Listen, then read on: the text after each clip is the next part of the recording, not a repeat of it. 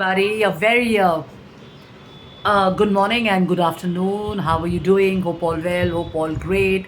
I'm Justine Kapani, the founder and CEO of I'm Decon Design, and we are in the business of designing, manufacturing, and supplying home and office decor and interior solutions and stuff. And I've just not been sharing videos on social media, just taking a break for whatever reasons and stuff, whatever has happened behind the scene is something which I kind of figured out I should have started some time back. But like they say, and somebody fondly said, better late than never. However, the point is, uh, the thing is this that you have to make a start somewhere on sorting out stuff and getting on back to your track and stuff with whatever comes your way and in the flow of your work and life and all that. And that inspires me. I've been reading this book since morning. It's a great one, and it's actually talking about the real world. I'm not talking about real world. I mean, I'm no offense meant to people in the world of entertainment and stuff like that. The real world for me is a world where you have all kinds of situations and you have everything happening as per reality and flow of life. And it's not something which is happening or done for gaining fame or image management or for TRPs or PR and stuff. Okay, so everything happening offline in the real world, not the online world, because online world we can research, we can surf, we can share anything, we can be connecting with anybody and everybody and all. We don't even know half the time are those in the world of people really actual people or not, are they AI people or whatever. Okay, so coming back to the real world, so this is something a story about Benjamin Roll, who at the age of 67 graduated from law school. So what happens is in a lot of countries including India, people themselves will either sign themselves off when they are touching 40s or they are in their 50s.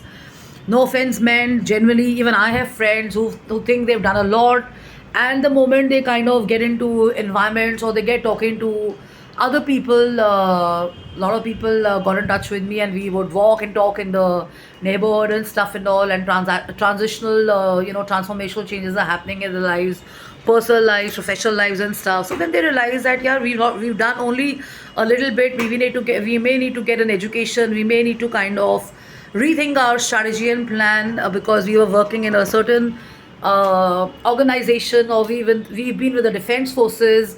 Our children have been of a certain age. Our parents are living, somewhere where we are not close by and stuff and all. Okay, so that change and everything.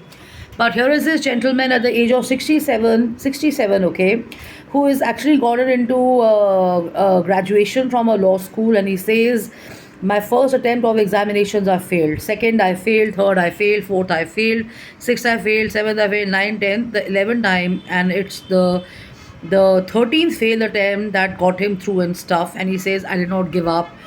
And the bar examination is given only twice a year. So at the 13th attempt, I made it, and most people would have quit, but not me, Benjamin Roll.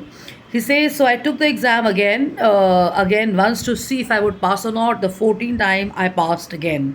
So in 1997, at the age of 74, this is this gentleman who's joined the law in the state of California. He says there is only one attitude which kept me going forward, or challenging everything coming my way and stuff, was staying committed and willing to do whatever it takes. So he says, I would tell myself each time, I'm going to pass that exam no matter what, till the day I live my life, and actually I did. So, does this story tell us anything about the importance of attitude? Most people say they would give up on the third time or the fourth time. Their families would also give up on them, or their parents would give up on them, their partners would give up on them. But then he says, I stuck to it, and in my 60s, I started the same attitude of enrolling in stuff, and I made it past. He says, so what does my story tell people? So for me, it's like, wow, it's like never ever give up. or have an attitude, because your attitude is everything.